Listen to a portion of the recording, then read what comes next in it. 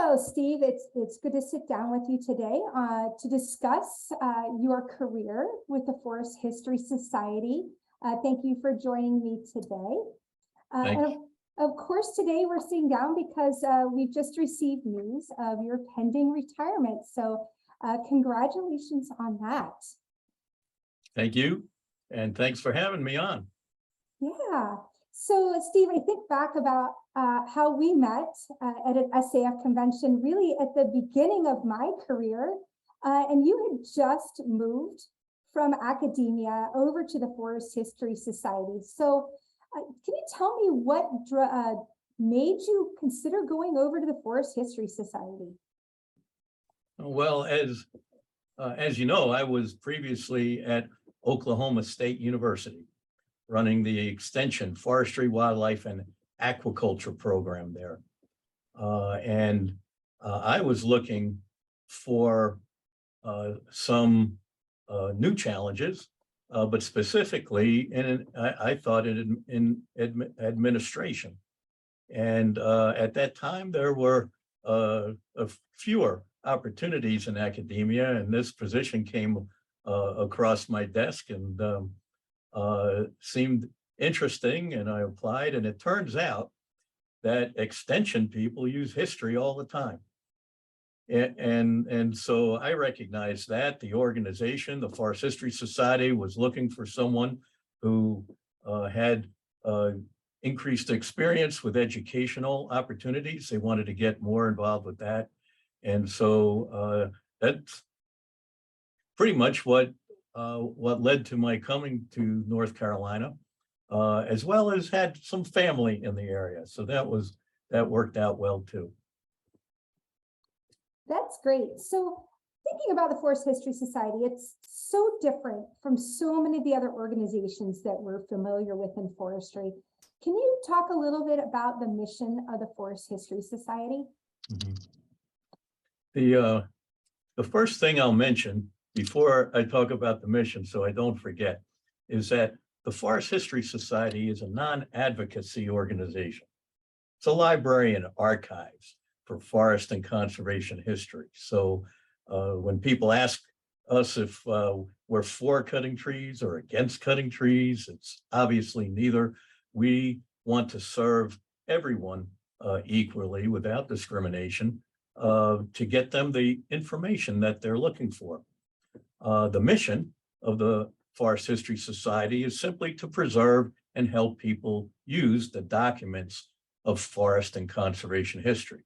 And we look at the definition of documents, and we look at the definition of forest history very broadly.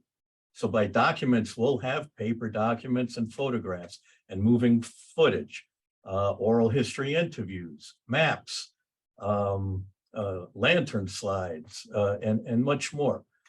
From the definition of forest or forest history, we will have information on forests, water, wood, wildlife, range, mining, energy, atmosphere, etc., as it relates to the forestry source. So that's pretty much our mission, and was originally and remains today to preserve and help people use the documents and make them accessible and disseminate information.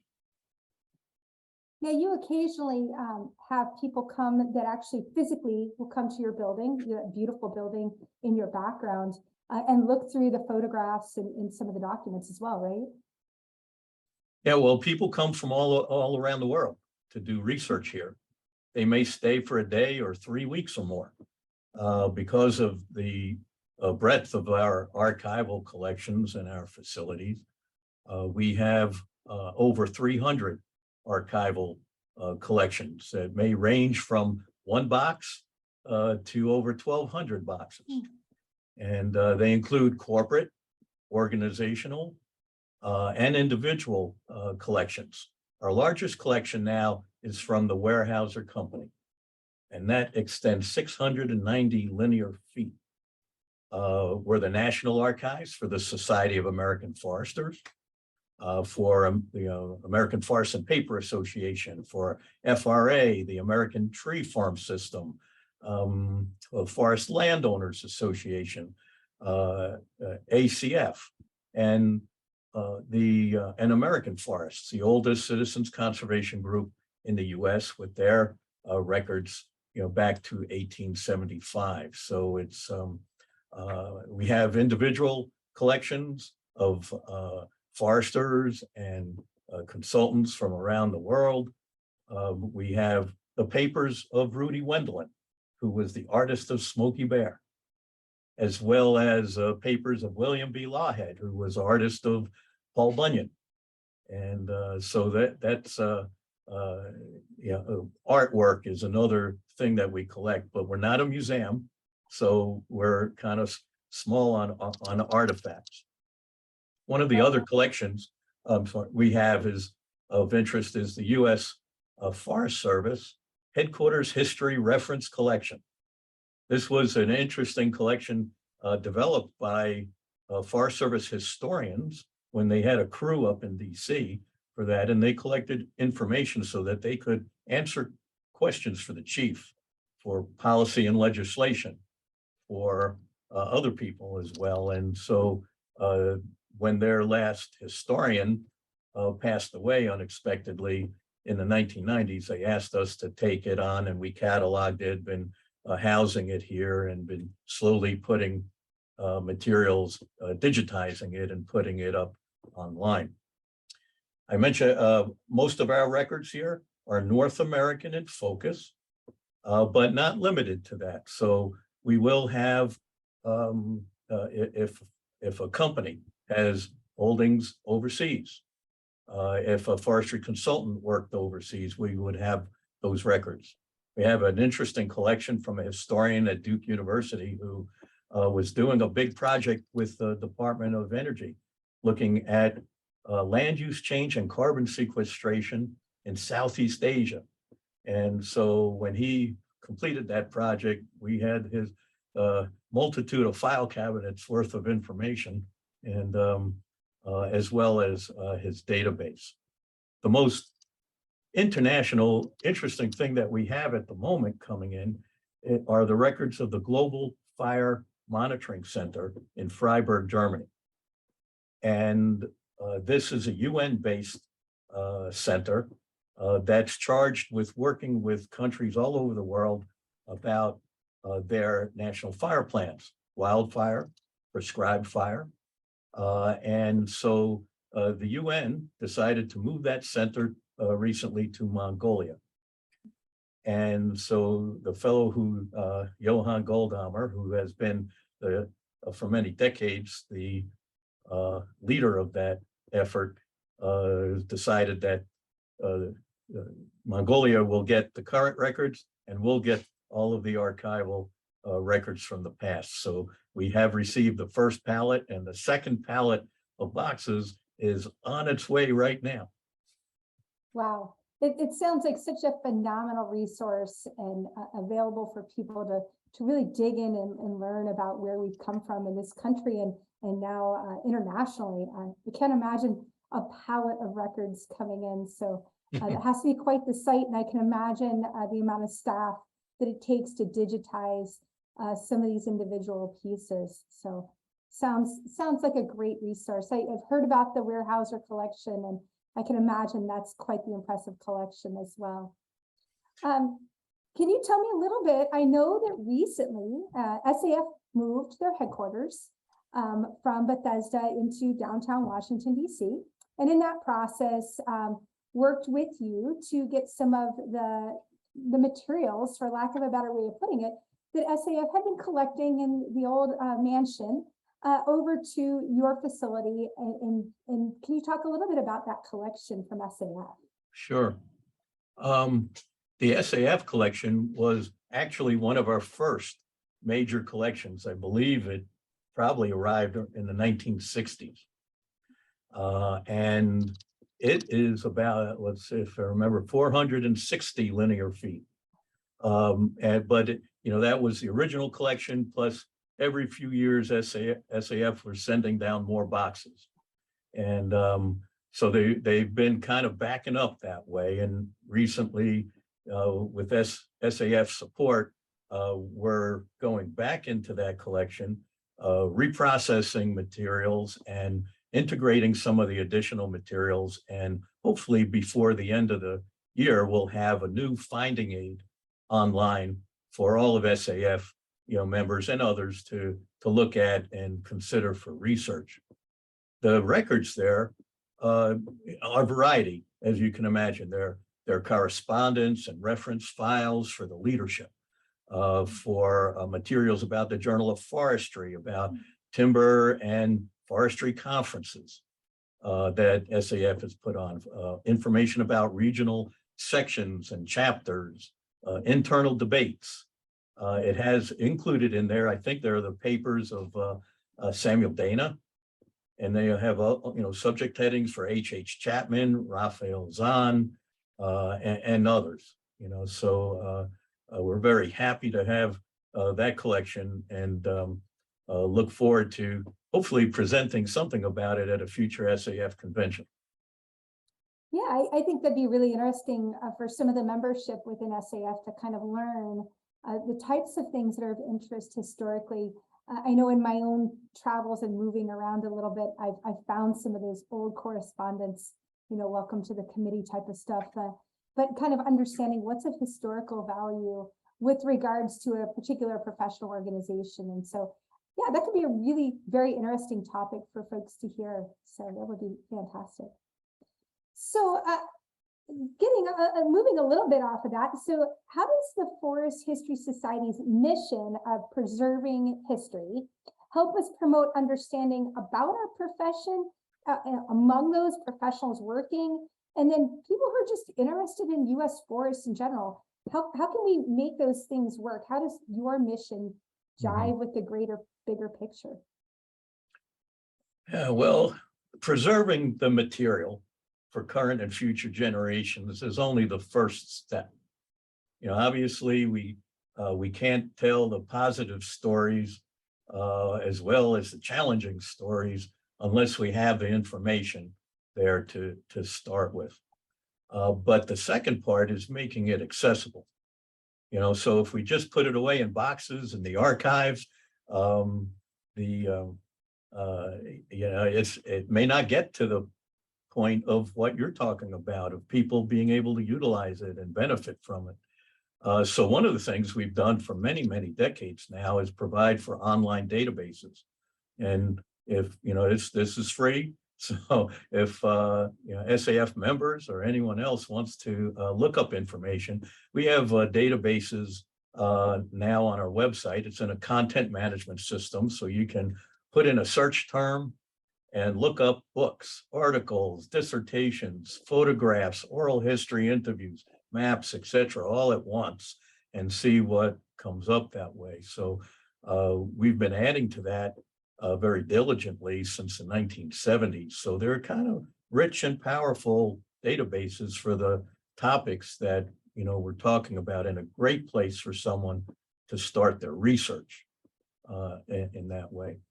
The third part of the third leg of that stool is outreach, education and outreach. And Forest History Society, is a little challenged that way because our core mission is really, preservation and accessibility of the materials. And once you get into education and outreach, you can easily slip a little bit into advocacy sometimes, but you still try to, tell the story. And we have a commitment to absolute integrity and historical interpretation, if that's even possible, but that's what we aim for. Over the years, we've published dozens upon dozens of books, book-length texts.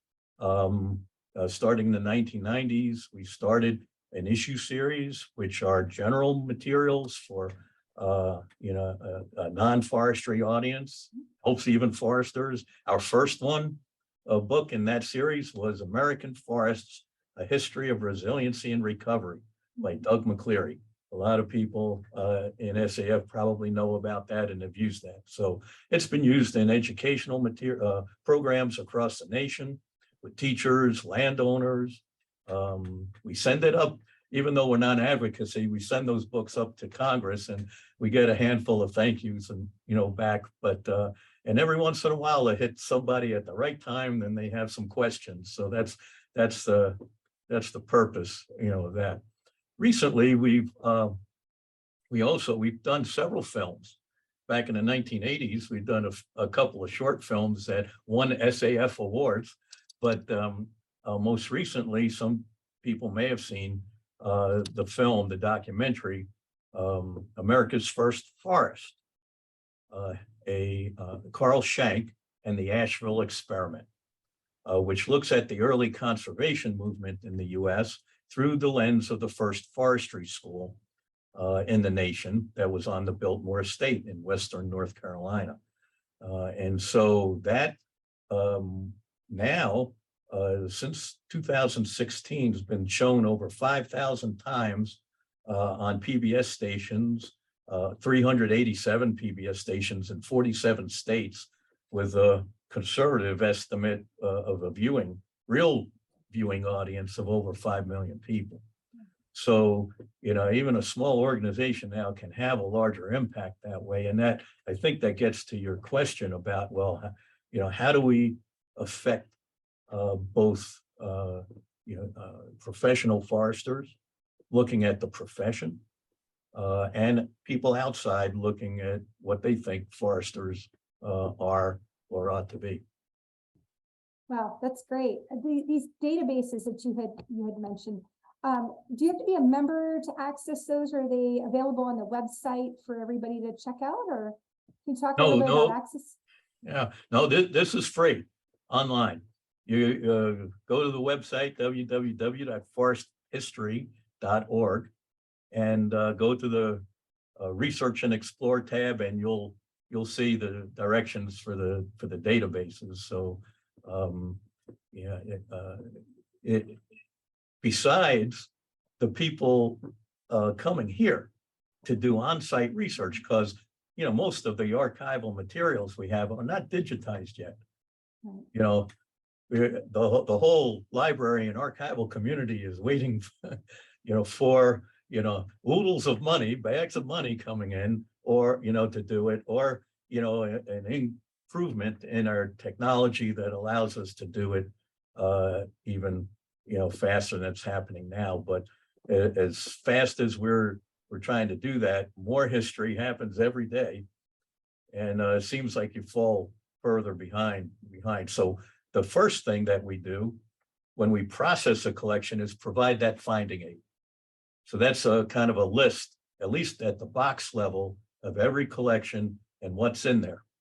So if you go online and do a search on that finding aid, you can find a date, you can find a name, you can find a topic perhaps that's represented, and see if it's worth coming here to do on-site research. But I would say most of, at least in terms of numbers of people that we reach, are electronically through the website, through the phone. We have a librarian, an archivist, a historian on staff, and myself as a forester. They love nothing more than to help people find the information that they're looking for. And so that's how we make those kind of contacts. That sounds absolutely wonderful and a great resource to many, many people. And just looking at the building and the picture and hearing about the facility, it sounds like it's worth going to see that and to check out the materials in hand. There's something about putting your hands on some of these materials, maybe not your fingerprints all over them, but just to have that paper in your hand. So I want to, if we're looking back on your 26 years with the Forest History Society, and that probably sounds like it was a long time in some ways and in a very short period of time in other ways. What have been some of the biggest challenges within that time frame that while you were at the Forest History Society? Challenges. Seems like there's challenges every year, as you can imagine. I think consistently, perhaps, year after year, and like many other organizations, it's a constant threat of mission creep. So, any nonprofit organization is always looking for ways to maintain and increase funding, for programs and to expand. And you have to be careful that accepting funds for, through new grants and programs, that they fall solidly under the umbrella, of the mission. And so luckily for the Forest History Society, that umbrella is pretty wide.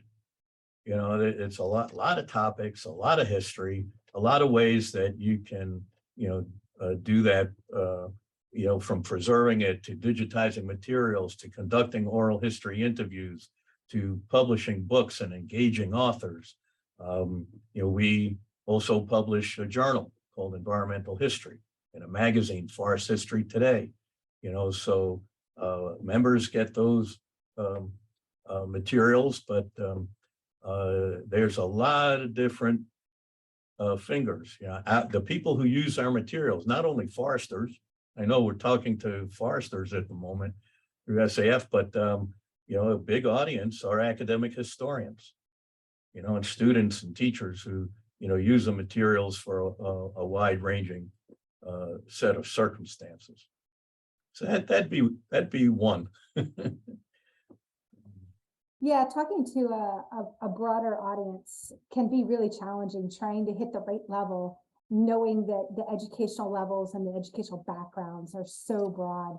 And I think you've hit a nice spot with that, looking at some of the announcements in the emails that I receive and who's showing up at your building.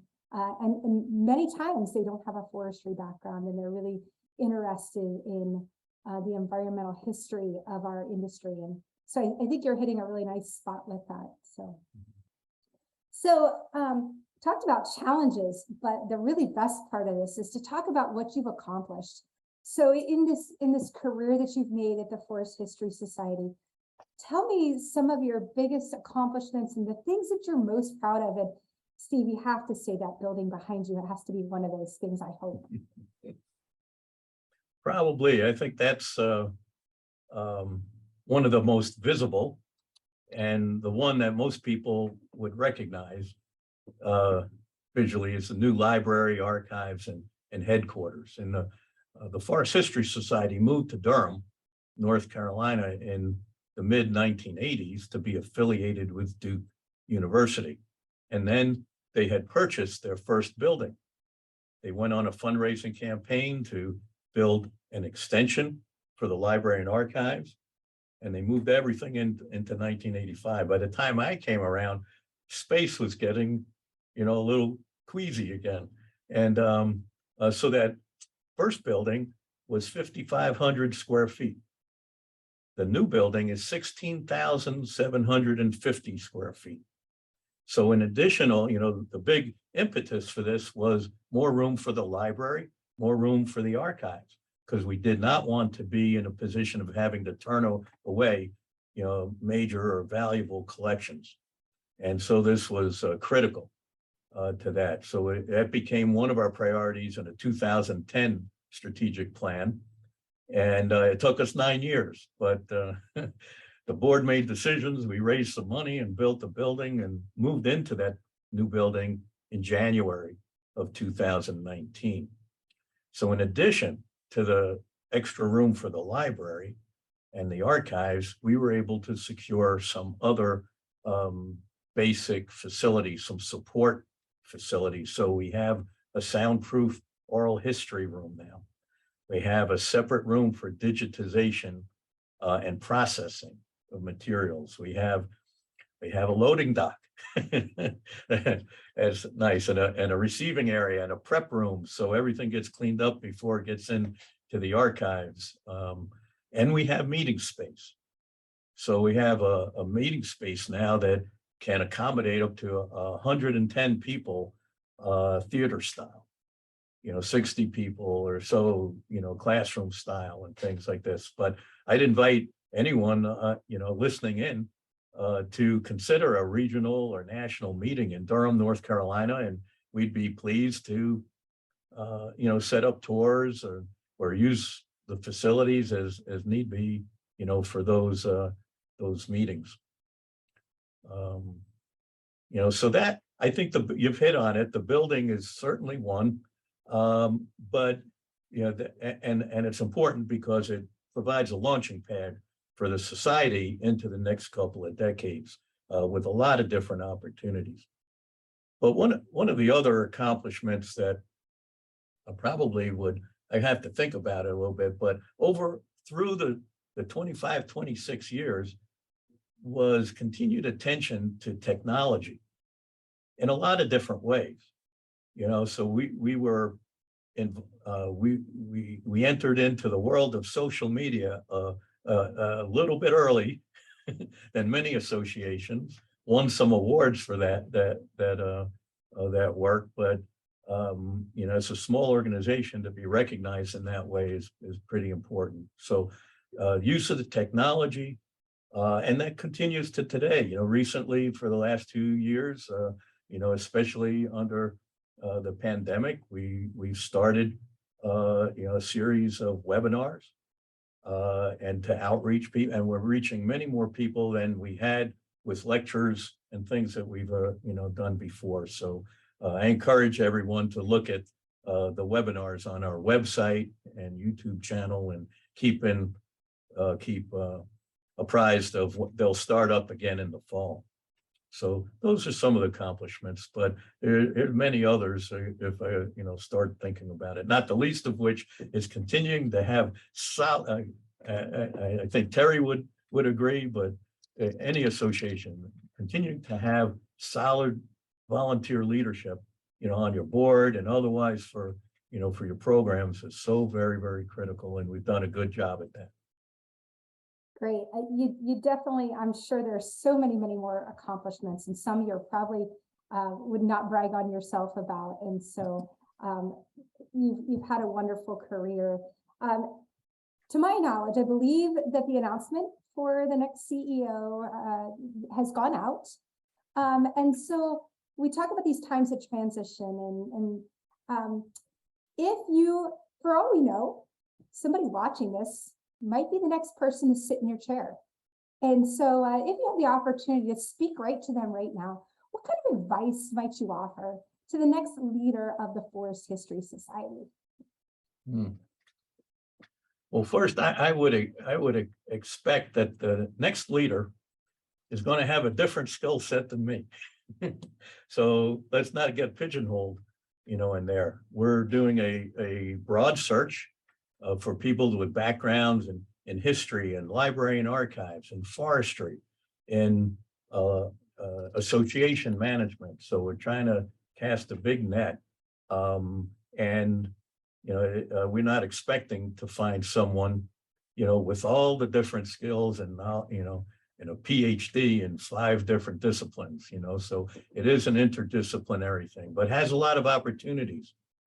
So the new person would have an opportunity to put their mark on the society, and I'd encourage them to do that. We just approved a new strategic plan, so they'll have some guidelines and marching orders as you start off. But so did I when I came on 25 years ago, and the board should be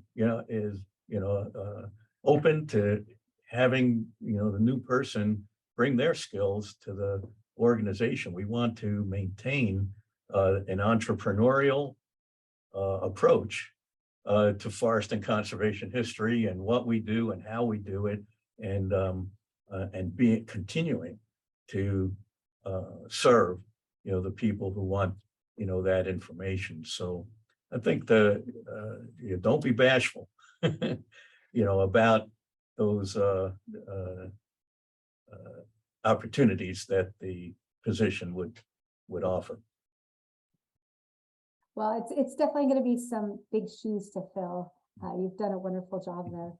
So now I'm going to ask you to do something that I think is kind of fun. So I teach at a university, and students are sitting there, and some of them may watch this at some point. If you could talk to yourself, if you were capable of talking to the 22-year-old Steve who's getting out of forestry school, what would you tell yourself? Well, first of all, before I get to that, and the big shoes to fill, they're only 7.5, so I wouldn't want people to get the wrong idea. They're going to take the organization in avenues that I couldn't. So there's lots of good opportunities. I think looking back and looking at forestry school, I would recommend to anyone just to be open to the possibilities, to partnerships, are really important through anyone's career, that way. Try to recognize, be well read, kind of, scan the information that's out there and trying to make the connections. They're a firm believer that there's not a lot of coincidences. Things happen for reasons. But along the way, to share the recognition, and enjoy the successes and take responsibility for the failures. That's good advice for anyone starting off their careers in forestry or any other profession. I think that's good advice. It's always a tough question, right? It really, like, what would you tell yourself differently? I was asked that yesterday. What would I have done different? And I'm like, I'm here because of the decisions I made along the way, and each step is a learning opportunity. So that was a great message for yourself. And to take advantage of mentors. We all benefited from, myself included, from people who helped you along the way. And as that happens and your career blossoms, help others along the way. That's why at the SAF conventions, when we first met, I had came on board, I had made a commitment in my head to go to exhibit at every SAF convention. And I think we accomplished that, except perhaps for 9/11 year. But because people see you over and over and over again, and it takes some people more time to ask the questions or come visit. So I've always mentioned to students that in addition to membership in the Society of American Foresters and the benefits that bring, their next best option is to be members of the Forest History Society, because knowledge of that history is going to help them both in their classwork or in their new jobs, in their careers, and interviews and things like that. Well, I will tell you, over the years, one consistent for me has been seeing you at that booth. So certainly if this is the last time I see you sitting at the booth in Baltimore, we'll have to celebrate that. And I'm sure there'll be new faces sitting at that booth in the future. And I do notice that you speak to the students and make that special effort. And I'll never forget, you were kind of relentless about joining Forest History Society throughout the early parts of my career. So I do, want to thank you for stepping up and being a mentor to students. And even when you stepped out of academia, that's not something that many people do. And so I do want to know that we see you do that, and it's much appreciated personally and professionally. So with that, what is your next great adventure, Steve? Well, I think the first day after I retire, I might sleep in. That might be first order of business. But then the second day, I'm sure sometime after the new person will take the helm at the Forest History Society, there'll be, several projects that I'll need to finish up for the organization that way. But mostly I'm looking forward to doing a lot of volunteering. And some of it is likely to be outside of the forestry arena. So that's one thing I'm working on now, and looking, I've had other mentors who've done certain things like that. And, so one of the things that I'm particularly interested in doing is maybe helping out at hospitals and helping with holding premature and other babies and things like that. It's just an idea that I've had in that way, but I'm looking for a whole variety of ways to help volunteer. So still having an impact. I would expect no less. I can definitely understand the need to sleep in that first day, but I have a feeling that you'll be around, that you'll be just as busy as ever, because busy people never quite slow down. So I know we'll see you around, and so I know this isn't the last we're going to hear of Steve Anderson. It just won't have the title associated with Forest History Society. So Steve, that's all my questions for you today. Did you have anything else you wanted to add? Not really. I think the only thing that I'd add at this point is that SAF has been very important to me during my career. It's helped, me early and in the middle, and I'm happy to be giving back in the leadership roles during that time, and especially having served at chapter level and at state level, and then on council when there was a council and the board, and so I thank everyone in the leadership now and before, for who contributed to that success. Thank you very much. Well, we certainly thank you for your service to SAF and to the profession in general. And like I started, a lot of people may not know a whole lot about Forest History Society. So hopefully today we shed a little bit more light on the resources and the wonderful work that's done there. And thank you for your dedication to that organization and over the past 26 years. And we look forward to seeing where your journey takes you. And I know you'll never be too far away from any of us. Thank you so much for your time today. And again, congratulations on retirement. Thank you very much.